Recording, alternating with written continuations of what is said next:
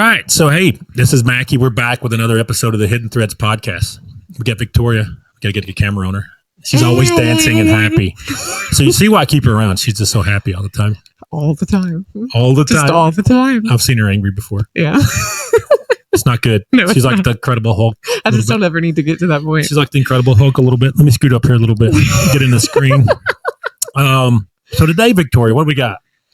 Myths in the PI world. Myths and legends, I think you titled it. Yes. Myths and legends in the PI world. There's a lot out there about what we can't do, the kind of people we are. The movies haven't helped at all. And the movies aren't any good. Yeah. Magnum PI. Yeah. The surveillance in a convertible red Ferrari. Right. Never gonna get caught. Nobody would ever notice that. An Hawaiian shirt. So, right. Anyway. Yeah. Gold rings. Whatever. Whatever. Yeah. Anyway, she's going off the description I gave from another guy earlier. But so the first one we got is the big one I see, and it comes from Facebook a lot, is don't bother getting evidence in Alabama. It's a 50-50 state. What I mean by 50-50 state, do you know, Victoria? Is that them assuming that each party's going to get 50% no matter what the case is? Yeah, so all things being equal, if you walk in and say, we want a divorce, the judge is going to say, you get half, see ya. That's an uncontested divorce. All right. Now, you can't contest it and come up with reasons why. Adultery, they are blowing money, they're hiding money, those kind of things. Yeah. So it's not, no matter what, Bad Mama Jamma 314 on the Facebook Moms group says. Right there. You need to talk to a lawyer about it, but there is a ways to contest that. And that's where we come into play. We get evidence for it. But yeah, the big problem I get is clients come to us, we'll do a consultation.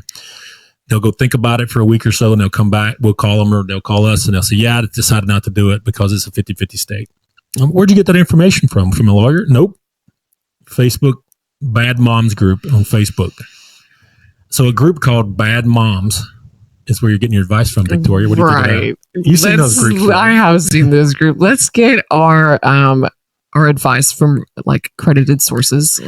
Yeah. So I have a secret account on the Bad Moms group. They're going to probably scour that now and pick me out. But I do have an account on there as a woman.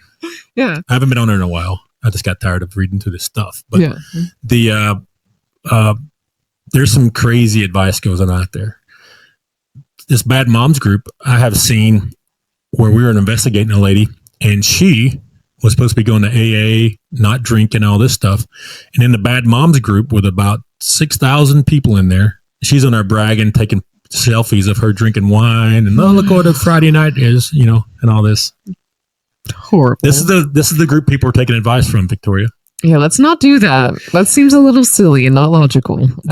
Another place advice comes from the old school Facebook group is friends and family sitting around talking. None of them are lawyers, but they say, well, I heard that Sally in Georgia, this happened, so it does no good to get evidence. It's like one case out of how many? Yeah. Right? And it's probably not even, it's probably about 50% correct. Right. So we go, and I give them advice. I tell them, hey, you can contest it. Go talk to your lawyer, and they'll tell you the same thing. And the lawyer will advise you if there's evidence needed or not. Typically, they say yes. Most good lawyers want all the evidence they can get about the opposition. Yes. Now you got to pay for it. Some people say they don't want to. That's their prerogative, but we do charge a fee. But yeah, if you get evidence that the other person's committing adultery, they're hiding money, they're blowing money on another woman or another man, they're hiding assets, those kind of things, that evidence does play into this leveraging more than 50%. Yes. If you can show that you've been the one keeping the home stable while they're out partying, blowing money, drinking, doing drugs, having sex with other people, then it's probably going to look good. If you want to keep that home, it probably helps you in getting that home. I can't guarantee it. Right. But it does we're getting leverage here. So we're doing it. Puts the ball in your court. Is that the right way to say it? Yeah. Gives you more favorable outcome. Yeah. Right? And most lawyers I know do want evidence of this stuff going on. And because they're good lawyers. Right. You have to prove it. Now, the bad ones are too lazy to go file evidence, so they don't want to deal with it. All right. What do you think of that? I think that's sorry. All right. Victoria, I'm still drinking out of a Christmas coffee cup.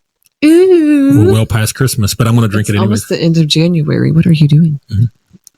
I need to get an Easter cup. Mhm. We probably have one. We got coffee cups everywhere. But what are your thoughts on this, Victoria? I just think you should always get your information from somewhere that is accredited and at least talk to somebody. How are we relying on just friends of a bad mom group for legal advice? How did we get to this point where we don't do any type of our own research and due diligence to find the right information? Right. We had one the other day that they got their advice off Twitter or X now. So, not a good source. Horrible source, quite frankly. Not a good source. They have groups just like Facebook or whatever, or Instagram even does, I think. But I had one come to me and said, "Hey, on TikTok, they said this." TikTok, come on, seriously. TikTok's where funny videos are. But it makes me concerned about the people. Right. We got to do better. My consultation's free. Yes, a lawyer consultation that costs you anywhere from $100 to $300, and it's money well spent. In my opinion, to go to see a good lawyer. It is. One we recommend is going to give you good advice. Yes. Now, the Facebook Moms group again, when I'm saying any social media group in general, give horrible advice on which lawyers to use. They usually go for the cheap ones. Right. All right. Now, I understand people have financial restraints and they may have to do that. Yeah. But if you do not have massive financial restraints, I would pay for a more premium lawyer. Yes. To get representation that you need and help you win if there's children involved, especially. Yes. So, us adults, we can take it, right? It's worth it to shovel out a couple extra grand if it's going to get you the outcome you want. But when there's children involved, I would spend the extra money. So, absolutely. All right. Yep. There's a lot of bad advice out there from the Facebook moms groups. How much time we got, Victoria? We can step into the other side just a little bit, and then we'll come back from the break. But the next one is investigators are dirty criminals. Am I a dirty criminal? No, but we do get a bad rap. Like you said in previous episodes, you did not have to even be licensed in the state of Alabama to do this kind of work for a while. Yep. So I think that's kind of where that probably originated from, that dirty criminal kind of side of things. Yeah. And movies make us out to be doing illegal stuff. There's books out there, the Cross books. I forgot. Patterson writes them. They're good stories, by the way. But he has stories in there of private investigators breaking in homes and putting in listening devices and all that, which is highly illegal. We don't do it. Yeah, we don't do illegal things at all. We will locate them. Right. We'll locate the devices and make an effort to find out where they came from. But the movies and TV shows don't help. And we have some investigators that are bad people right around us, and they would give us a bad reputation. Victoria takes most of the calls. You get several calls a month where they said, "Hey, I tried this other investigator. They took my money." And what, Victoria? I actually hear that quite often. Yeah, and never did any work. Just took the money and did nothing with it. Do nothing. All right. We just had a case where we got the retainer and the woman changed her mind. And what am I doing, Victoria? That lady is insane. I'm paying her back, right? You are, which you shouldn't have to, but yes. She signed a contract, but I don't feel like going through all the legal stuff. I get that, yeah. And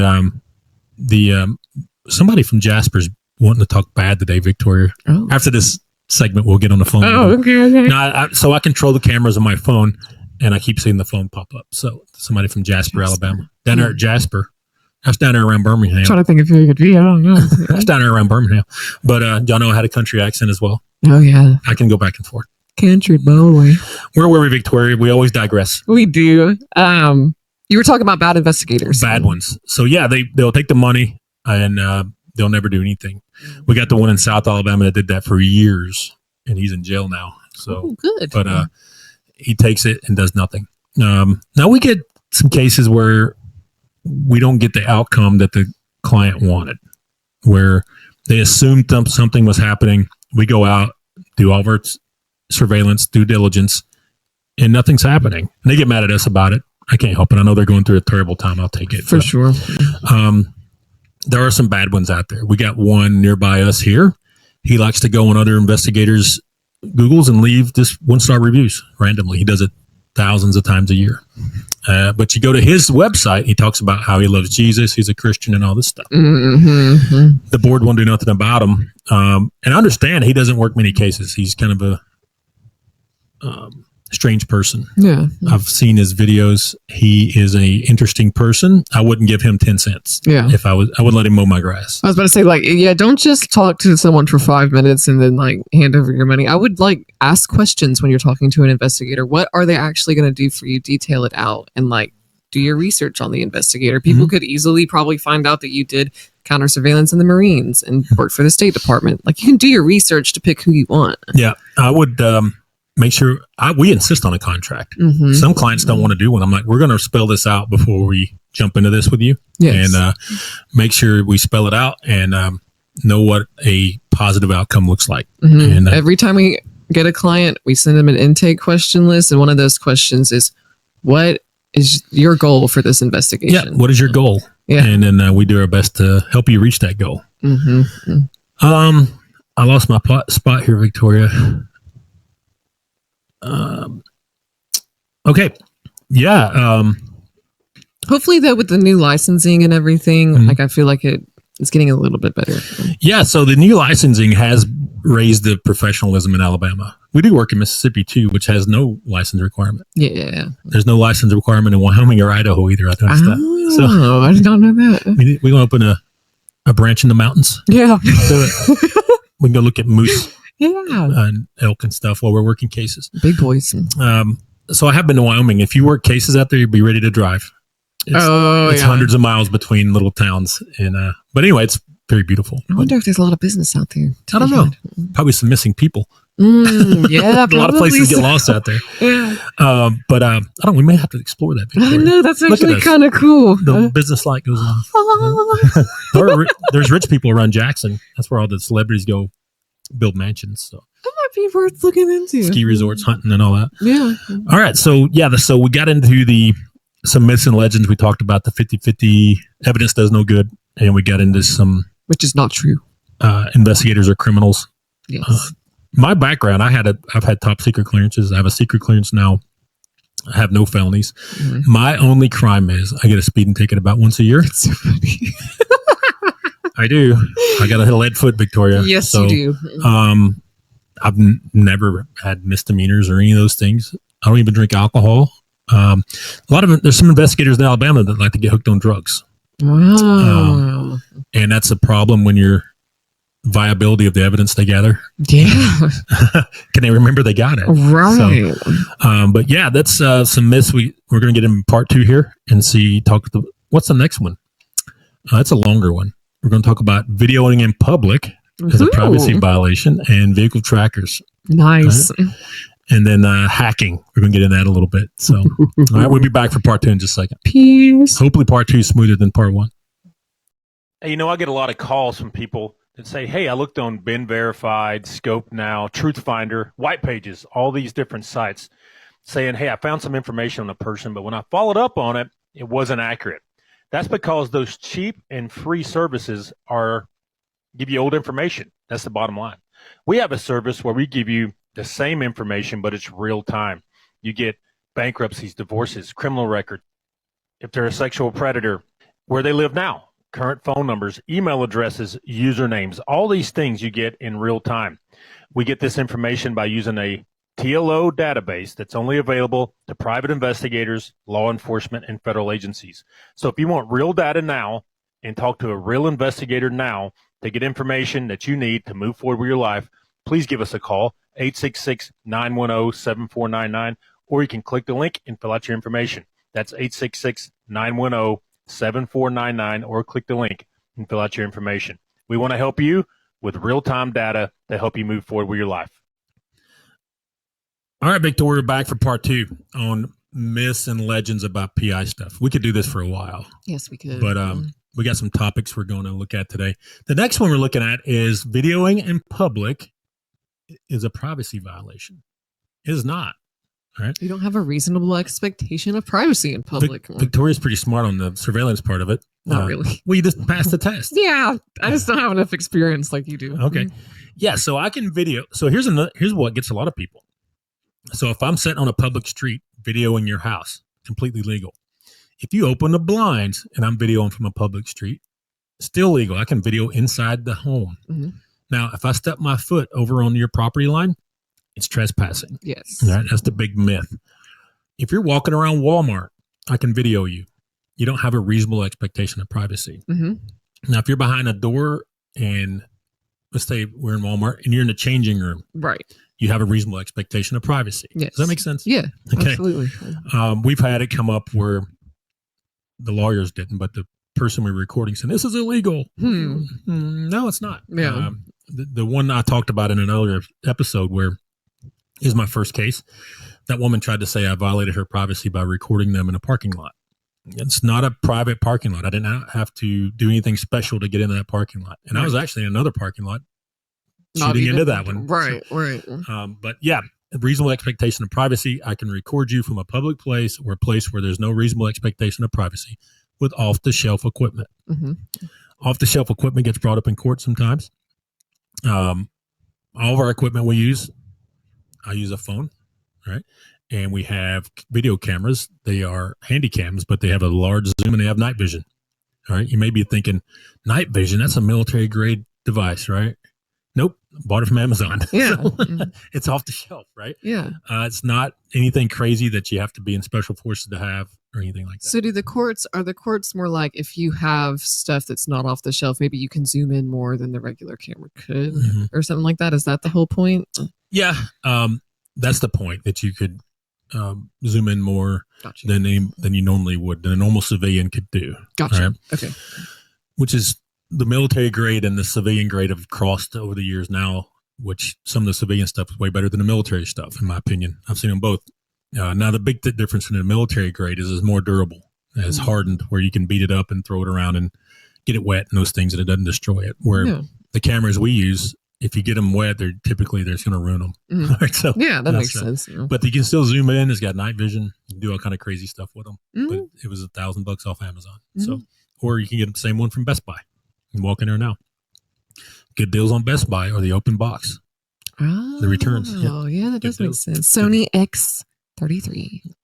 Sony AX33. Ours are old. Now they're up to the 63. 63. The AX33s we have are good still, but they have higher quality. The video cards get better every year, every day. Yeah. So they go up, and I'm just not going to drop $1,000 every time one comes out. Yeah, but for real. When it still works. But yeah, so that gets into the privacy issues. So videoing in public is not a privacy violation. Vehicle trackers. This is a big one. We've had some law change. Well, people think it was a law change, but it wasn't really. Where this year, the Alabama legislature said, hey, it's illegal to track something that you don't own. Okay. Mm-hmm. Now, based off case law, that's been the law in Alabama for 20 years. If you own it, you can track it. Mm-hmm. Okay. You can hire somebody else to track it. Yeah. You can. All right. They can hire us to do the tracking if they want. Where it comes into an issue, if you don't own it and you want to track it. So we get people that are divorced already, and they say, I want you to track my ex-wife's car. Can't do it. Yeah. We've had it where people were divorced and they were getting into a custody dispute, and the guy brought in a tracking report from his ex-wife's car. And I said, do not show me that. I don't want to see it. I don't care. He said, no, it tells where she goes. I said, I don't care. If I go gather evidence based off your report, it's not legal. So I guess if they're divorced already, right? But let's say he had fully purchased that car. Right. So then then we can. So if he still owns the car, right, we can track it. But if he has no ownership in it, he does not have any ownership. Or this guy didn't have any ownership. She bought another car. And can't track it. We've had them ask us to track their girlfriend or boyfriend's car. Can't do it. Yeah. Now, if you're married and that car is purchased during that marriage, guess what?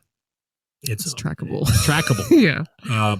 Lawyers argue over this all the time. The lawyers I know that hang out and talk to me say we're tracking that car. All right. They say that's in Alabama. If you bought something during the marriage, I don't care if it's a basketball hoop or a car. Yeah. It's both of you own it equally. Mm-hmm. All right. They call it 100% ownership each. I don't get it. Can you own something 200%? Right. That doesn't really make sense. Anyway, I guess it's 50% or whatever. Yeah. Anyways, but yeah, we can track it. We've had them. Sometimes these trackers we use are $19, right? And we'll get done with the case, and we don't want to risk trying to retrieve it somewhere, so we'll just leave it on. Yes. And they'll call us later. Yes. Somebody, the person we were tracking, they'll just call us a year later and say, "Hey, I found a tracker. Can you guys look it up, and see who it belongs to?" Yeah. We're like, "No, man, we can't." It's so funny. It happens like a year later though, Yeah. and you're just now noticing. And they don't know it's us that was following. Right. And but yeah, these tracking companies, if you find one on your car, the tracker manufacturers, they will only give you that information of who purchased it through a subpoena. And they'll give it over. I've seen them be subpoenaed before. Mm-hmm. We were following a woman one time. It was a custody issue, and we were following her. We didn't have a tracker on, but our stupid client slapped a tracker on her car without us knowing about it. Oh man! So like 6 months later, we get a call from a police officer. Says, "Hey, this woman says you put a tracker on her car." Immediately, I said, "Well, we got to talk to a lawyer about it." I was driving down the road. I didn't know what case we were talking about. Yeah. And then I figured it out, and I said, "We didn't put a tracker on there." And sure enough, they subpoenaed that tracking.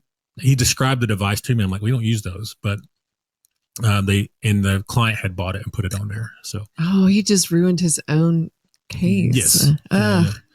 Not this. It was the client I did not have a good experience with. I can It was imagine. one of those, you know what I mean? Yeah. But yeah, vehicle trackers, you can use them as long as you own the property. You can track them. All right. And we really only do cars. I know I've read about like diaper bags and stuff, but we don't get into all that. Diaper bags and book bags. Yeah. That gets into a gray area. Mm-hmm.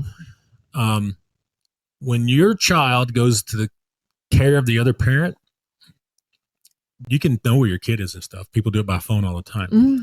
But they're doing it more for the tracking the parent than they are the kid. It's the intention that comes into play. Gotcha. We don't get into that, tracking backpacks and all that. I don't play with it. So That would, yeah. we'll gather evidence another way if they're being a bad parent. But more solid evidence. I don't like doing that. It gets into an area where who are you tracking? Right. Yeah. I can understand the intentions and stuff behind it. Does matter. Yeah. Tennessee has similar laws on the tracking as well. And the only reason the legislator got involved is because a state senator was cheating on his wife. The girlfriend he was cheating with thought he was cheating on her with another woman. Mm-hmm. So she put a tracker on his car. The girlfriend tracked him, and he got mad about it. So he said, "We're going to make a law about this." There's already a law. It wasn't in the books, but it was off case law, right? You resort to that. But I'm like, these politicians, man. Anyway. So how is, and you might have already said this, how is Mississippi with tracking? Mississippi's same as Alabama. Same as Alabama. Yeah. Okay. The loose one is South Carolina. I think we talked about that one day. But they're tracking everything. If it's out on a public road, you can track it. I remember you mentioning this. Yeah, that's strange. And that's crazy. I turned that report in from the investigator we were teamed up with, and the lawyer here is like, "We can't track this car. This is no good."